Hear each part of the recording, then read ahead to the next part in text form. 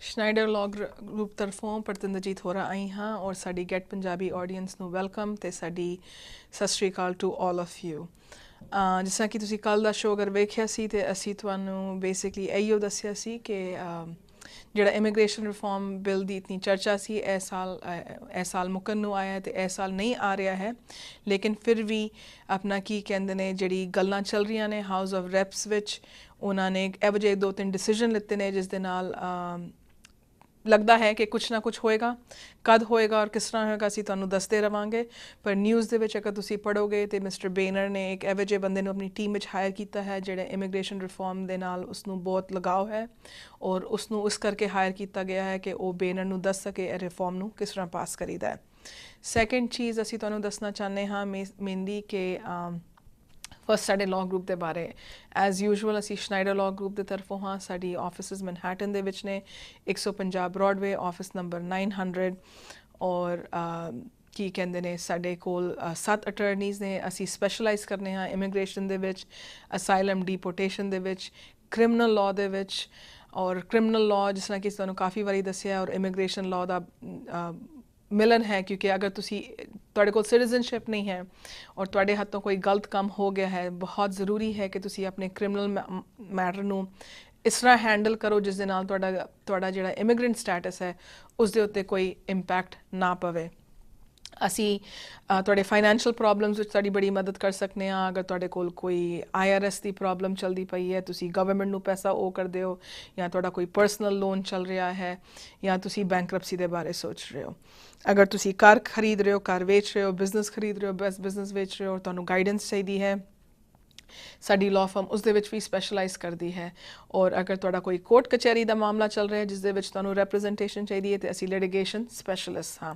So please ਕਾਲ ਆ law firm. ਸਾਡੀ law firm ਆਪਣਾ ਕੀ ਕਹਿੰਦੇ ਨੇ ਤੁਹਾਡੀ ਪਹਿਲੀ ਕੰਸਲਟੇਸ਼ਨ ਫ੍ਰੀ ਦਿੰਦੇ ਨੇ ਔਰ ਸਾਡਾ ਮਕਸਦ ਹੈ ਅਸੀਂ ਇਸ ਸ਼ੋਅ ਵਿੱਚ ਤੁਹਾਨੂੰ ਥੋੜ੍ਹੀ ਬਹੁਤ ਜਾਣਕਾਰੀ ਐਜੂਕੇਸ਼ਨ ਦਈਏ ਜਿਸ ਬੇਸ 'ਤੇ ਤੁਸੀਂ ਆ ਕੇ ਸਾਨੂੰ ਮਿਲੋ ਔਰ ਆਪਣੇ ਆਪ ਨੂੰ ਔਰ ਇਨਫੋਰਮੇਸ਼ਨ ਦੇ ਨਾਲ ਕੀ ਕਹਿੰਦੇ ਨੇ ਆਰਮ ਕਰ ਸਕੋ। ਸੋ ਬੇਸਿਕਲੀ ਤੁਸੀਂ ਚਾਹੁੰਦੇ ਸੀ ਕਿ ਅਸੀਂ ਆਪਣੇ ਆਫਿਸਿਸ ਕੁਈਨਸ ਵੀ ਖੋਲੀਏ ਔਰ ਅਸੀਂ ਕੀ ਕਹਿੰਦੇ ਹਾਂ ਤੁਹਾਡੀ ਗੱਲ ਸੁਣ ਚੁੱਕੇ ਹਾਂ ਔਰ ਅਸੀਂ ਸਾਡੇ ਆਫਿਸਿਸ ਕੁਈਨਸ ਵਿੱਚ ਖੋਲ੍ਹ ਰਹੇ ਹਾਂ। ਸਾਡੇ ਜਿਹੜੇ ਨਿਊ ਆਫਿਸਿਸ ਨੇ ਉਹਨਾਂ ਦਾ ਐਡਰੈਸ ਹੈ 118-01 ਅਟਲਾਂਟਿਕ ਐਵੇਨਿਊ, ਰਿਚਮੰਡ ਹਿਲ। ਅਸੀਂ 2 ਦਿਨ ਉੱਥੇ ਆਵਾਂਗੇ ਤੁਹਾਡੇ ਕੋਲ।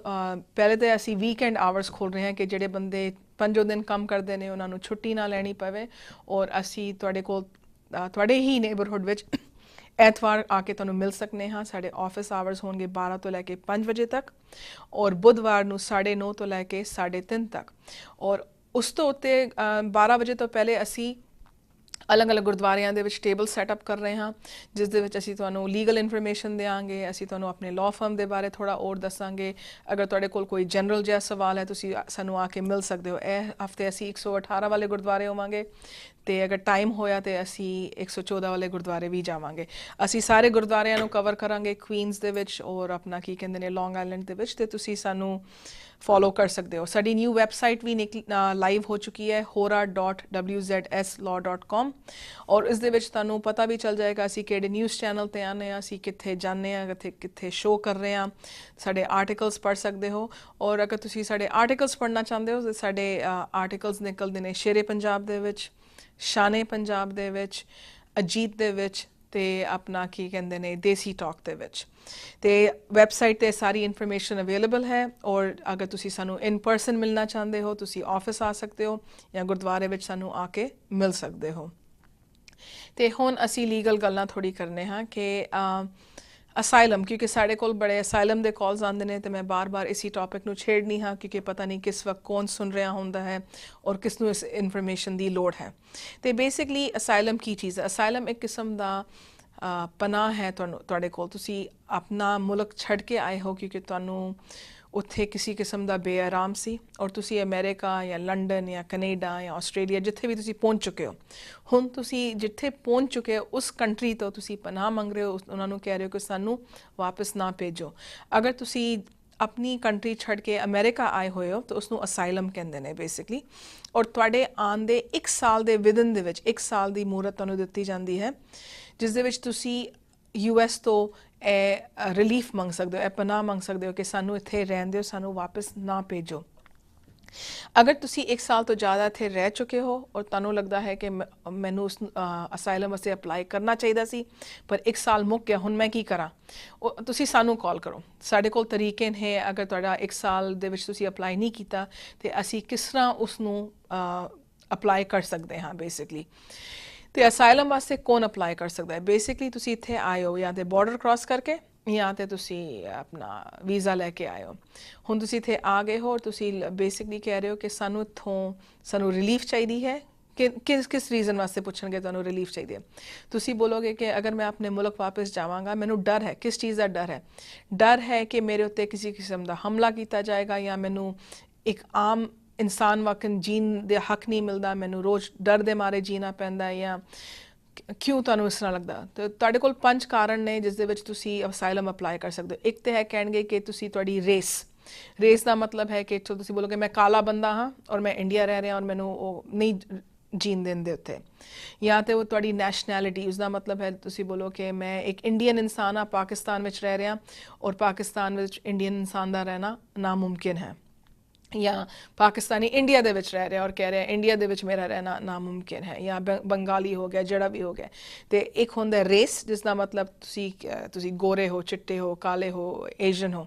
ਦੂਜਾ ਹੈ ਨੈਸ਼ਨੈਲਿਟੀ, ਇਸ ਦਾ ਮਤਲਬ ਤੁਸੀਂ ਕਿਹੜੇ ਕੰਟਰੀ ਤੋਂ ਬਿਲੋਂਗ ਕਰਦੇ ਹੋ, ਉਸ ਕੰਟਰੀ ਦੀ ਬਿਲੋਂਗਿੰਗ ਕਰਕੇ ਤੁਹਾਨੂੰ ਇੰਡੀਆ ਵਿੱਚ ਨਹੀਂ ਰਹਿਣ ਦੇ ਰਹੇ ਨੇ ਜਾਂ ਇਟਲੀ ਵਿੱਚ ਨਹੀਂ ਰਹਿੰਦੇ ਰਹੇ ਜਾਂ ਤੁਹਾਨੂੰ ਜਰਮਨੀ ਕਿੱਥੇ ਵੀ ਤੁਹਾਨੂੰ ਉੱਥੇ ਨਹੀਂ ਰਹਿੰਦੇ ਰਹੇ ਬਿਕੋਜ਼ ਉਹ ਤੁਹਾਡੇ ਇੰਡੀਅਨਨੈਸ ਦੇ ਨਾਲ ਜਾਂ ਤੁਹਾਡੇ ਪਾਕਿਸਤਾਨੀ ਦੇ ਨਾਲ ਉਹਨਾਂ ਨੂੰ ਨਹੀਂ ਪਸੰਦ ਹੈ।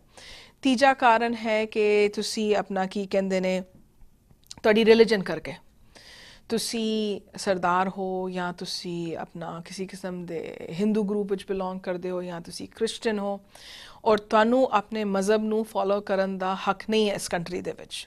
ਜਾਂ ਤੁਸੀਂ ਫੋਲੋ ਕਰਦੇ ਹੋ ਤੇ ਤੁਸੀਂ ਡਰ ਦੇ ਮਾਰੇ ਆਪਣੇ ਘਰ ਵਿੱਚ ਫੋਲੋ ਕਰਦੇ ਹੋ ਪਰ ਤੁਸੀਂ ਇਹ ਐਲਾਨ ਨਹੀਂ ਕਰ ਸਕਦੇ ਕਿ ਮੈਂ ਇਸ ਮਜ਼ਹਬ ਦਾ ਮੈਂਬਰ ਹਾਂ।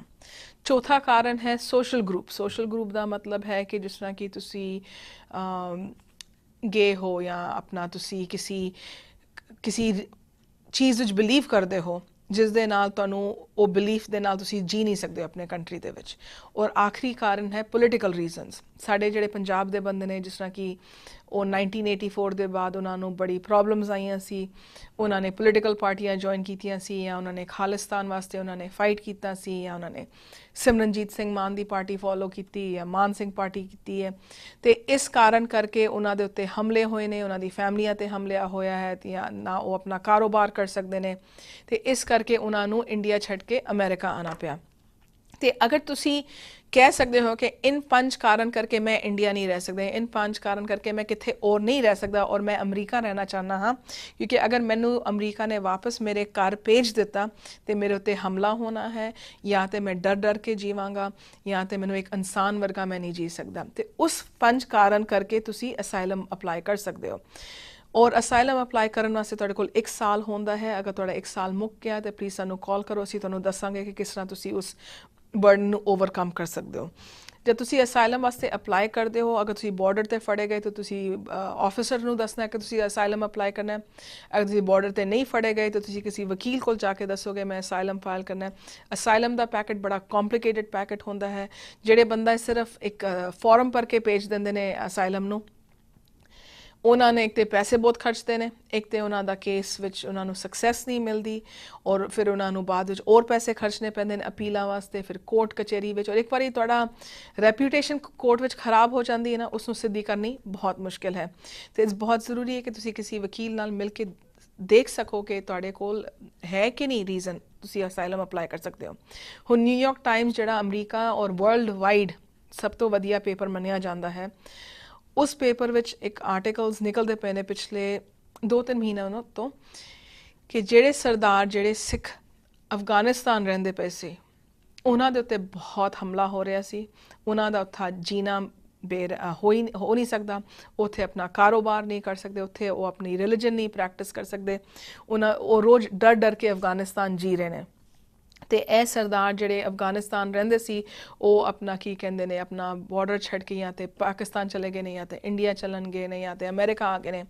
ਤੇ ਇਹ ਸਰਦਾਰਾਂ ਦੇ ਕੋਲ ਪੂਰਾ ਹੱਕ ਹੈ ਕਿ US ਦੇ ਵਿੱਚ ਉਹ ਅਸਾਈਲਮ ਵਾਸਤੇ ਅਪਲਾਈ ਕਰਨ। ਤੇ ਅਗਰ ਤੁਸੀਂ ਸਾਡੇ ਦਰਸ਼ਕ ਵਿੱਚ ਕੋਈ ਬੰਦਾ ਹੈ ਜਿਹੜਾ ਅਫਗਾਨਿਸਤਾਨ ਤੋਂ ਇੱਥੇ ਆਇਆ ਹੋਇਆ ਹੈ ਔਰ ਤੁਹਾਨੂੰ ਪੂਰਾ ਹੱਕ ਬਣਦਾ ਹੈ ਕਿ ਤੁਸੀਂ ਇਸ ਬੇਸ ਤੇ ਆਪਣਾ ਗ੍ਰੀਨ ਕਾਰਡ ਪਾ ਸਕੋ।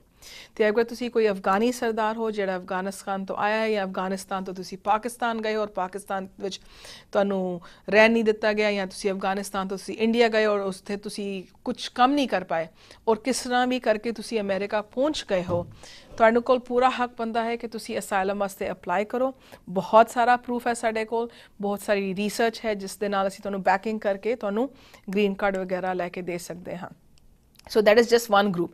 ਜਾਂ ਤਾਂ ਸਾਡੇ ਕੋਲ ਦੂਜਾ ਆਉਂਦਾ ਜਿਹੜੇ ਬੰਦੇ ਖਾਲਿਸਤਾਨ ਪਾਰਟੀ ਦੇ ਵਿੱਚ ਸੀ ਜਾਂ ਆਪਣਾ ਸਿਮਰਨਜੀਤ ਮਾਨ ਸਿੰਘ ਦੀ ਪਾਰਟੀ ਵਿੱਚ ਸੀ ਔਰ ਉਸ ਪੋਲੀਟੀਕਲ ਪਾਰਟੀ ਦੇ ਗਰੁੱਪ ਵਿੱਚ ਰਹਿ ਕੇ ਉਹਨਾਂ ਨੂੰ ਉਹਨਾਂ ਦੀ ਫੈਮਲੀਆਂ ਦੇ ਉੱਤੇ ਹਮਲਾ ਹੁੰਦਾ ਸੀ। ਸੋ ਅਗਰ ਤੁਹਾਡੇ ਕੋਲ ਕੋਈ ਬੇਸ ਹੈ, ਪ੍ਰੂਫ ਹੈ ਕਿ ਤੁਸੀਂ ਵਾਕਈ 'ਚ ਇਹ ਕੰਮ ਕਰਦੇ ਸੀ, ਇਸ ਪਾਰਟੀ ਦੇ ਮੈਂਬਰ ਸੀ ਔਰ ਤੁਹਾਡੇ ਉੱਤੇ ਹਮਲਾ ਹੋਇਆ ਔਰ ਤੁਸੀਂ ਉਸ ਬੇਸ 'ਤੇ ਅਸਾਈਲਮ ਅਪਲਾਈ ਕਰਨਾ ਚਾਹੋਗੇ ਤਾਂ ਪਲੀਜ਼ ਸਾਡੇ ਆਫਿਸ ਨੂੰ ਕਾਲ ਕਰੋ। ਅਸੀਂ ਤੁਹਾਡੇ ਨਾਲ ਕੰਸਲਟ ਕਰਕੇ ਦੇਖ ਸਕਦੇ ਹਾਂ ਕਿ ਤੁਹਾਡੀ ਕਲੇਮ ਵਿੱਚ ਕਿੰਨਾ ਦਮ ਹੈ ਔਰ ਉਸ ਕਲੇਮ ਨੂੰ ਅੱਗੇ ਲੈ ਕੇ ਜਾਣਾ ਚਾਹੀਦਾ ਹੈ ਕਿ ਨਹੀਂ। ਸੋ ਐਜ਼ ਵੰਸ ਅਗੇਨ ਮੇਰਾ ਟਾਈਮ ਆਲਮੋਸਟ ਇੱਥੇ ਖਤਮ ਹੋ ਰਿਹਾ ਇਸ ਸ਼ੋਅ ਵਾਸਤੇ। ਸੋ ਮੈਂ ਪ੍ਰਤਿੰਦਰਜੀਤ ਹੋ ਰਹਾ ਫਰਮ ਸ਼ਨਾਈਡਰ ਲਾਅ ਗਰੁੱਪ। ਅਸੀਂ ਆਪਣਾ ਤੁਹਾਨੂੰ ਫ੍ਰੀ ਕੰਸਲਟੇਸ਼ਨ ਦਿੰਦੇ ਹਾਂ। ਤੁਹਾਡੀ ਕੋਈ ਵੀ ਇਮੀਗ੍ਰੇਸ਼ਨ ਦੀ ਸਮੱਸਿਆ, ਕੋਈ ਵੀ ਅਸਾਈਲਮ ਡੀਪੋਰਟੇਸ਼ਨ ਦੀ ਸਮੱਸਿਆ, ਅਸੀਂ ਉਸ ਨੂੰ ਪੂਰੀ ਐਕਸਪਰਟੀਜ਼ ਨਾਲ ਹੈਂਡਲ ਕਰ ਸਕਦੇ ਹਾਂ। ਨਾਟ ਜਸਟ ਹੈਂਡਲ ਕਰ ਸਕਦੇ ਹਾਂ, ਅਗਰ ਅਸੀਂ ਕਹਾਂਗੇ ਤੁਹਾਨੂੰ ਕਿ ਅਸੀਂ ਤੁਹਾਡੇ ਲਾਇਰ ਹਾਂ, ਦੈਟ ਮੀਨਸ ਅਸੀਂ ਤੁਹਾਡੇ ਲਾਇਰ ਹਾਂ, ਅਸੀਂ ਹੀ ਤੁਹਾਡੇ ਨਾਲ ਕੋਰਟ ਜਾ ਰਹੇ ਹਾਂ, ਅਸੀਂ ਕਿਸੇ ਹੋਰ ਬੰਦੇ ਨੂੰ ਨਹੀਂ ਭੇਜ ਰਹੇ ਹਾਂ ਤੁਹਾਡੇ ਨਾਲ। ਤੁਹਾਡੀ ਹੋਰ ਵੀ ਐਂਡ ਆਫ ਦ ਈਅਰ ਕੋਈ ਪ੍ਰੋਬਲਮ ਹੈ ਫਾਈਨੈਂਸ਼ੀਅਲ ਬਿਫੋਰ 2014 ਸਟਾਰਟ ਹੋਵੇ, ਇਹ ਸਾਰੀ ਪ੍ਰੋਬਲਮਸ ਨੂੰ ਤੁਸੀਂ ਕਿਸ ਤਰ੍ਹਾਂ ਸੋਲਵ ਕਰ ਸਕਦੇ ਹੋ ਔਰ ਨਵੇਂ ਸਾਲ ਨੂੰ ਕਿਸ ਤਰ੍ਹਾਂ ਚੰਗੇ ਤਰੀਕੇ ਨਾਲ ਚਾਲੂ ਕਰ ਸਕਦੇ ਹੋ, please again call us, come to our offices. और अगर by mistake कोई ਤੁਹਾਡੇ ਨਾਲ ਕੋਈ criminal problem ਹੋ ਚੁੱਕੀ ਹੈ, please again call our offices, ਜਿਸ ਦੇ ਨਾਲ ਅਸੀਂ ਤੁਹਾਡੀ ਹੈਲਪ ਕਰਕੇ ਤੁਹਾਡੇ ਇਮੀਗ੍ਰੇਸ਼ਨ ਸਟੇਟਸ ਦੇ ਉੱਤੇ ਇੰਪੈਕਟ ਨਹੀਂ ਆਉਣ ਦਿਆਂਗੇ। ਔਰ ਸਾਨੂੰ ਸਾਡੇ ਨਿਊ ਆਫਿਸਿਸ ਆ ਕੇ ਮਿਲੋ, ਸਾਨੂੰ ਗੁਰਦੁਆਰੇ ਆ ਕੇ ਮਿਲੋ। ਸਾਡਾ ਐਡਰੈਸ ਹੈ 118-01 ਅਟਲਾਂਟਿਕ ਐਵਨਿਊ, ਰਿਚਮੰਡ ਹਿੱਲ। ਸਾਡੀ ਨਿਊ ਵੈਬਸਾਈਟ ਹੈ hora.wzslaw.com। ਐਂਡ ਐਜ਼ ਯੂਜੂਅਲ ਤੁਹਾਡੀ ਬਹੁਤ ਬਹੁਤ ਥੈਂਕ ਯੂ ਐਂਡ ਸਤਿ ਸ਼੍ਰੀ ਅਕਾਲ। Bye bye.